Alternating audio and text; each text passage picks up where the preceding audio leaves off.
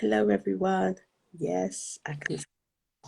Oh, oh, there I am. Oh, yeah, I can see you. Oh, So fantastic. good. I love it. Can you hear me? I can.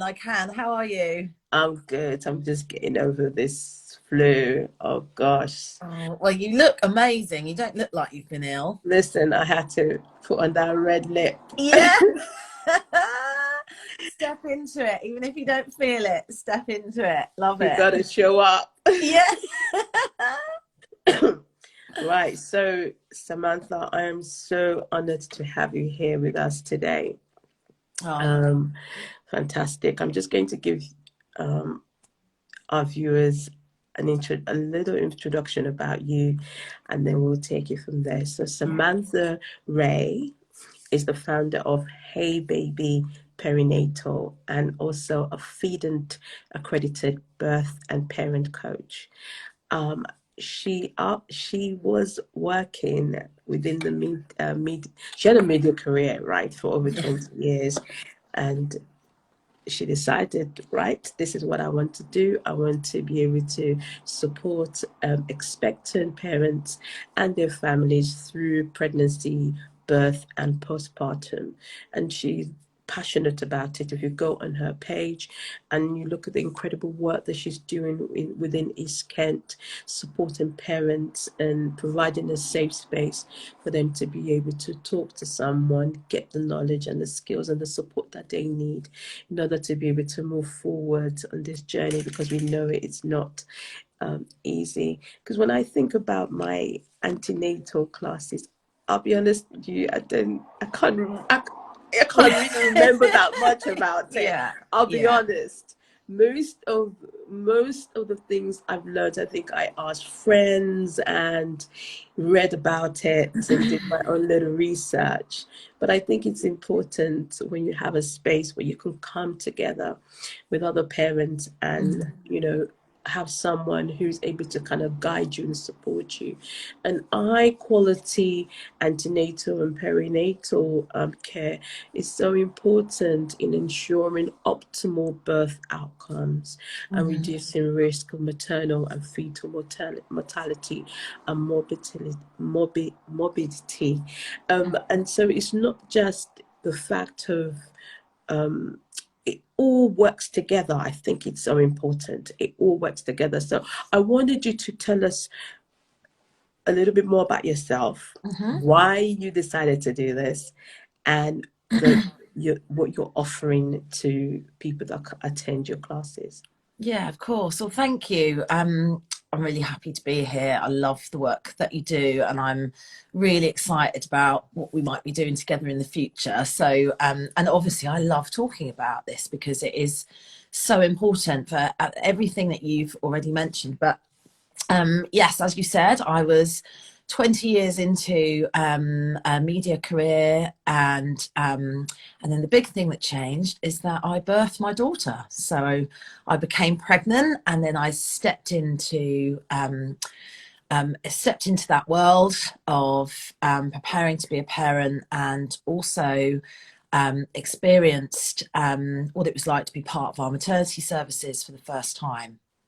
Um, and quite honestly, I don't know if this is naive or not. I didn't have many other friends that had had children at that point, but I expected to just be consistently nurtured and looked after, and I always use the word mothered, actually, and that means a lot for different people. So people have different expectations of the kind of support that they need when they're pregnant. But I was expecting to receive a lot more information, a lot more knowledge. I was expected to be given a lot more knowledge. I was expected to almost be coached through what this meant for me physically, mentally, emotionally.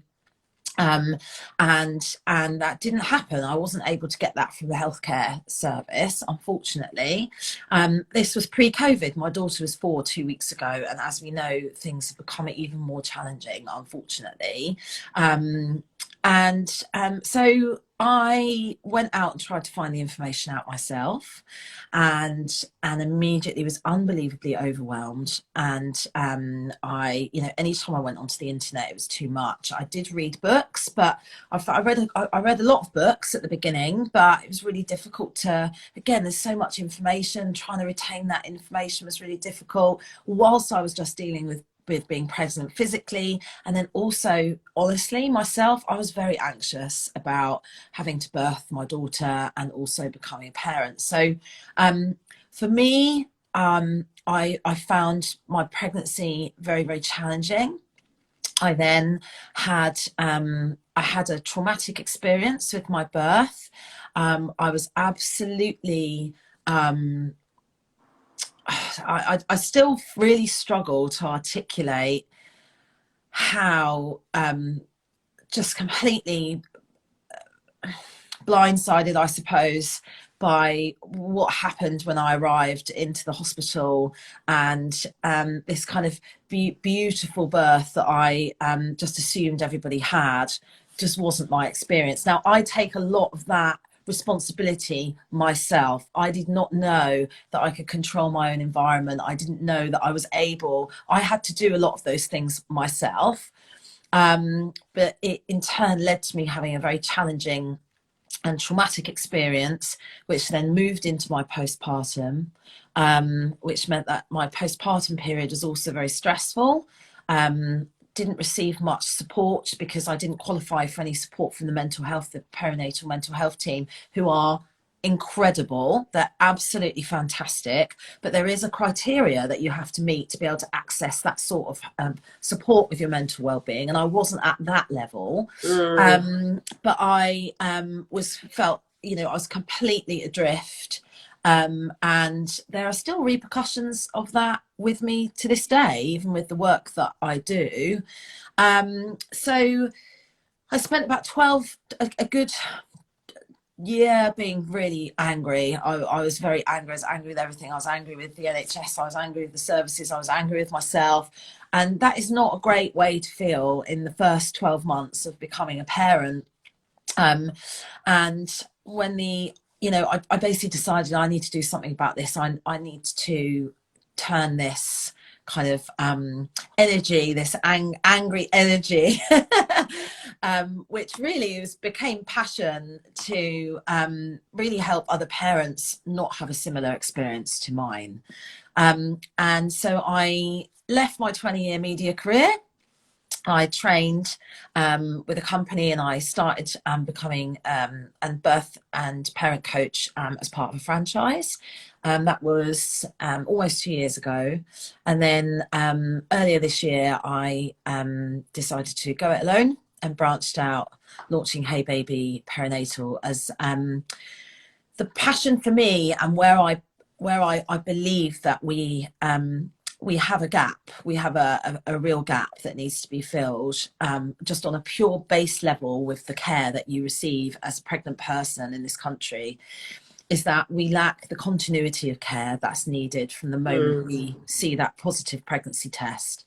So there was a national maternity report that came out in 2016. I don't think we've had another of the same size since that time, that highlighted that what we needed to bring in was exactly that, was a continuity of care. We needed to have the trusts around the UK to take that model. And what I mean by continuity of care is that the midwife and the healthcare team that you see when you go in, you're first pregnant, are the people that you see throughout your entire pregnancy and then your birth, and also who look after you certainly in your first 40 days after your baby's born.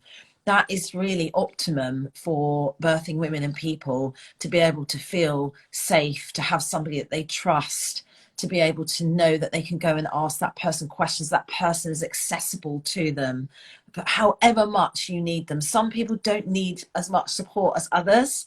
Yeah. And, but knowing that that option is there for you with somebody that becomes, it's a collective effort. They're there to look after you and your family. They get to know you. They get to know your family. They get to understand your history from a health perspective, and they look after you the whole way. That is proven to show real positive results across the whole board of wellness, physically and mentally, for people that give birth. And unfortunately, in the last, since that report, we've gone the opposite way. And then we've also experienced COVID, which has accelerated that decline. And then we also now face nationally, not just in East Kent, a crisis with midwives, which is again a lot across the NHS for many different reasons we don't have time to get into today. So it's meant that actually being able to offer that continuity of care now is harder than it's actually ever been. Yeah.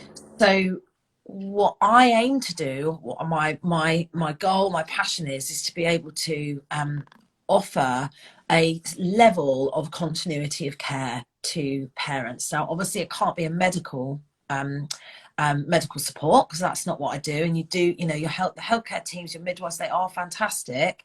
It's just I want them to know that they've got somebody that can be with them throughout every part of their trimester, that can help them prepare for their labour and birth, and then who can actually come into their home and help them with their postpartum period. Because I also am a big believer that those first 40 days that you are home with your baby, your new family, can set the stage for quite a few years of or the next few years of your life. Do you agree? I do agree. I totally agree with what you're saying. I'm listening to what you're saying because I think this is important information out there. Because because what you're offering is not saying that the continuity of care or the support that the midwives or the hospital, the medical staff or the practitioners are giving is not important. No, This is not at all. just an additional support for parents and mums to be able to tap into. Yeah. So yeah. I Yeah, do what you're saying. absolutely. Yeah, it's I believe that we need to, we have support for every other aspect of our lives. We Yeah. have support when we want to get fit and healthy. We go to coaches, we have therapists, we invest in ourselves in so many ways, which is absolutely right. But we don't seem to have that same level of investment. Because realistically, I think we used to be able to get that from our midwives. We used to know our midwife. We used to see the same, we used to see the same doctor every time we went to see the doctor. I think also, though, we have to remember that when we're pregnant, we're not sick.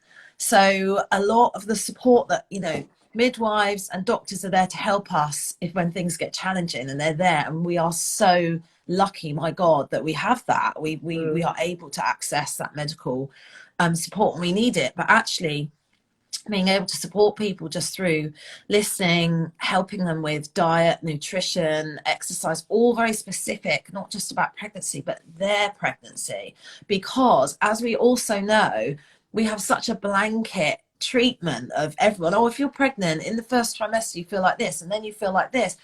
Every single person is different with their pregnancy. Every single baby is different. We can't bunch everyone together, though we have to do that from a medical perspective to make sure that we're trying to keep, lower risks. But actually, we need to look at the person. And we should do that with every pregnancy too. We don't know, what it's taken for somebody to get to being pregnant, to get to being that second trimester. There may have been many attempts to get to that point before. We need to look at somebody holistically, and we're not able to do that with our healthcare team in enough detail. Of course, yes. And everyone deserves to have that level of support that's tailored to them if they want it. Some people don't want it or need it, and that's fine. But I needed it, and I wanted it, and it wasn't available to me at that time. I wanted to ask that how important is wellness in this whole experience? Because when I remember when I was pregnant with my first child, it was about the baby. Yes. I Yeah. didn't even, the wellness, Yeah. mental health, Hmm. it didn't even cross my mind. It was about the baby. And I Yeah. think as I begin to, you know, go through second pregnancy, third pregnancy, I began to realize that it's so important if the mom is functioning at an optimal level and she's Hmm. getting the support that she needs, she's able to be at a better place to support that pregnancy as well as when the baby arrives, she's able to have she's at a better place to be able to support that development as Hmm. well. So how important is Mm. wellness in the whole experience of, Mm. you know, antenatal classes? Yeah, I mean, it's really important, and it's so true. Like, I get so many of certainly my mums especially, who will say to me, like, ever since I've been pregnant, it's just been about the baby. So when they Mm, do go, the only appointments you really have are medical ones. So you go and see a midwife, and yes, they check you over, but it's all about the baby, which is obviously so important. mm, um but I always talk about how you have to put yourself first. If you don't put yourself first, then your baby is not going to be able to be looked after as much as you'd like to look after it. And that's whether that's still in your tummy or out in the world. mm, Um, I also I'm such a big advocate for this that I offer pregnancy wellness nights, which I um, present being about the mum. They're not about the baby, because yeah. you can go and have, you can do lots of antenatal yoga and Pilates and swimming and that sort of thing. But, there aren't as many spaces to just come and be pregnant and have something that just focuses on you as the birthing person, Mm, not just, checking that baby's okay or checking that you're medically okay, so your baby's okay.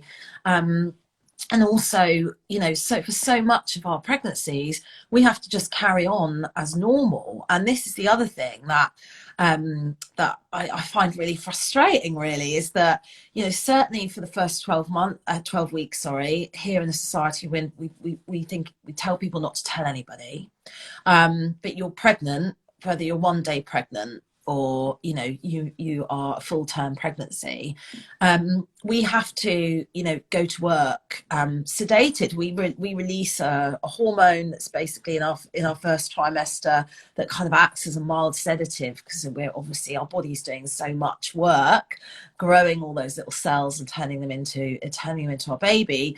And we just walk around basically sedated, which we're incredible. Our bodies are just amazing, but we can't tell anyone. We might be battling this sickness with, like, all these things that are happening to us. Also, what's going on in our brains? We're pregnant. We're trying to get our head around what that means. And we have to be silent. We're not allowed to say, sometimes suggest, like, don't even tell close friends, close family, because and it's like, that isn't really about us, is it? That's not. In fact, it should be, I'm going to tell anyone, because let's say, my God, the devastating things happened and that pregnancy doesn't continue. Who's looking after those parents? No one, because they've not been allowed to tell anybody. mm, So parents, the wellness of us as parents is always usually put on the back burner, and mm, I disagree with that big mm, time. And I I do a lot of postpartum planning as well, and we talk about that in so much detail, about what do we need as parents, because our babies' needs are simple. They're not easy, but they're simple. So it's hard, but their needs are simple. Our needs are far more complex, and we don't give ourselves any space to tend to those needs. So we talk a lot in my postpartum sessions about having to have breaks, having to make sure that you're having time. What is it that you need to be okay? And some of my parents are really on it. They know that they've got to do some physical movement. They have to, one father of mine stands out that he's worked unbelievably hard on his mental well-being over the last few years, and a big part of that is for him to be leaving the house, and he has to have a walk twice a day. It massively clears his mind and it keeps him well. Like, this is a serious thing. If he doesn't do this, it have serious implications. So we talked about, right, you can't go maybe for a walk for an hour twice a day, because that's quite a lot outside of the house when you have a newborn, but you absolutely can go for 15 minutes twice. Like, that's a non-negotiable. It's okay, yeah, for us to have those as non-negotiables if you prioritize your mental well-being. But again, from a societal point of view, that's not prioritized for us. It's baby, baby, baby, baby. And, you know, if our babies are with us, you know, then quite often they're happy, but we need to, you know, like I said, we're more complex. We need support, and we also need to really get that in place before our babies arrive. So it's a lot harder to do that once our babies are with us. Fantastic. Thank you very much. And I know that your classes run in Canterbury, Margate, and in Dover. Yes. Right. And so if a mom or a family is listening to this now and later on, and they wanted to contact you, how can they do that? And do they have a initial consultation before they can join the classes? No, they don't have to, but I do offer a few different ways that I can support people. So I offer free antenatal support calls to everyone and anybody, and they are, it's not a taster session. It's there's absolutely no obligation at all. It's just if you need to speak to somebody, if you are worried about anything, if you need some signposting to somewhere. I get a lot of people that contact me in their very early days of pregnancy because they want to talk to somebody about the fact they're pregnant and they're not able to announce it, or any tips around nutrition, or I'm feeling like this, is it normal, all that kind of stuff. And I offer those support calls to everybody in whatever stage of pregnancy, and you can book those through my website or contacting me. I also run pregnancy wellness evenings across Margate, Dover. I try to keep those as free as possible. Sometimes I have to do a really small charge, but I think I'm doing one on preparing to breastfeed. Huge, really huge. And as you know, Katie, breastfeeding is an emotional journey as much as it is a physical one. And getting your head in the right space to prepare for it is so important, and again, not easy, can be really, really challenging.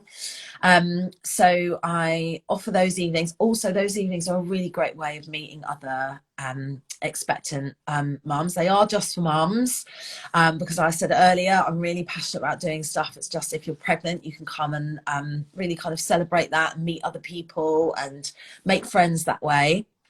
And then my antenatal courses, you can call and have a chat with me, because obviously you want to make sure you're booking with the right person. A lot of it is about how much you kind of vibe off the person that's leading any of these classes. You want it to be somewhere that you feel that you can be very open and ask questions and feel safe.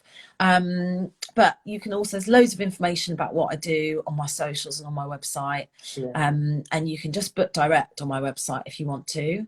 And then I also can come and help you postpartum. So I'm a postpartum doula. So once your babies are here, then I can come and support you in the home, support you and your family in those first kind of few weeks.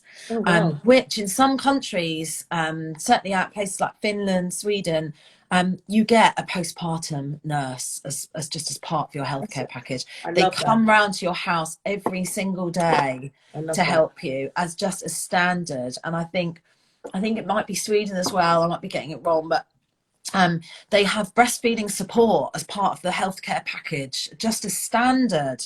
You know, there are so many other countries and cultures that really honour and respect the postpartum period. I mean, some of them are quite extreme, like in China, like new mums were ordered to stay in bed for 40 days. But then you also have amazing ones like in Indonesia, people come around and massage you every day for like days after you've had your baby. And we're not anywhere near that over here. We are thankfully moving away from the snapback mentality, which was horrendous. Like, I mean, just can't even go there. But we are, and I think this is women themselves, like we're taking back that, you know, we're saying like we need more. You know, we used to birth our babies when we lived near our sisters, our mums, our Yes. grandmothers. We don't now, you know, Yeah. most of us don't have our communities or our villages, Yes. you know, the Yes. African, like that's where it came from. It takes a village to raise a child. And Mm, like, that is so true. We mm, don't live like that here. So it is harder for us to be able to really lean into that sort of thing. yeah. So 100% we had our communities, even on, Yeah. you know, and we are embracing that more. There's a movement happening around postpartum, and Mm, we need to talk about it. We need to be honest, and we need to find that support. If we can't find it through our families because they live hundreds of miles away from us, then we need to find it through our friends or people like us that support, support mm, families that can help them, because we're not meant to do it alone. We're meant to do it yes. in our own way. You do it the way Mm, that works for you as a yes. family, but Yes. we're not meant to do it alone. And that is what I love. I love about what you do. I love it. Even when I see you post, you know, when you set up the room, Yeah. the environment, everything is quite, you think you can see that you've put a lot of thought into it. And I think that is really incredible, and it's building the community. I think that there is a Mm, shift in communities. yeah. In the African community, your mother-in-law or your mother will take a year off, will come and live with you. They'll look after the kids, they'll make sure that you're looked after Totally. as Yeah. well. They will support you because they understand Mm, the physiology and physiological and mental transition that you're going through as well as an yeah. individual, and they just building that kind of network is important. And so yes, Canterbury, Margate Mm. and Dover. And just, Hey, yeah, yeah, I go mean, on. on that, the Yeah. communities thing, like I started in Margate first, which is where I launched. And we have the most incredible group of mums and new parents that is growing all the time Mm, through my classes, but then also through the meetups that we're doing. And I have coffee, so I have a parents meetup every week that happens, and that is specifically for parents to come. So they obviously bring their babies. I say bring your bumps, babies and toddlers, like you don't have to wait until your babies are born. mm, And this is different to a toddler group or a sing and sign or heartbeeps, or which are all amazing. But this is where you come and have coffee and meet other parents mm, locally to you, so you can find your tribe. You can actually get your own little community, and that has been going from strength to strength. And mm. Canterbury is starting in January. There's going to be a weekly meet up, I think on a Monday morning. So I'm just finalising where that's going to be. Okay. It was at the Big Drum, but obviously the Big Drum's no longer here, Mm, sadly. But mm. and this group that we have in Margate, we're going out for a Christmas party. Oh, nice.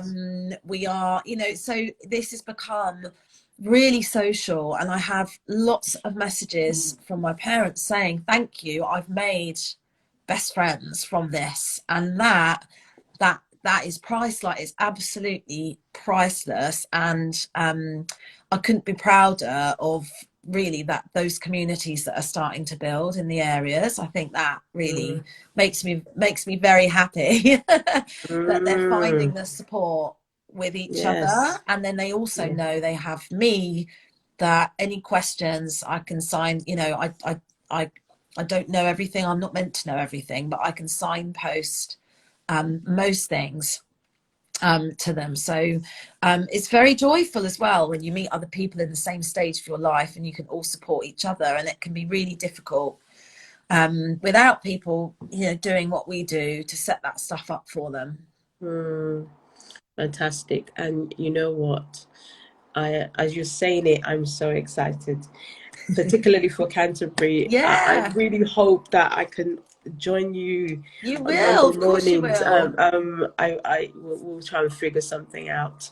And so, yes, I just want to say so much. Thank you so much for coming up. I know that you're just recovering from this, flu that's gotten Mm, everybody, has knocked everybody out, and I'm so appreciative that you're able to do that. So I'm going to you're so post welcome. our conversation on our page, and I'll share a clip with you as well if you Thank wanted to you. post it on your socials, and also put all the details of your social media contact on there if anyone Thank wants to you. contact you. Don't Yes. worry, this is not the end. You will be seeing a lot more of Samantha, and hopefully moving forward we will be to reveal when the time is right. And Yeah. so so thank you, Sam. Have a Thank you so lovely much. day. Have a Take lovely care of day. yourself. Thank you everyone for joining. Bye. Bye. Bye.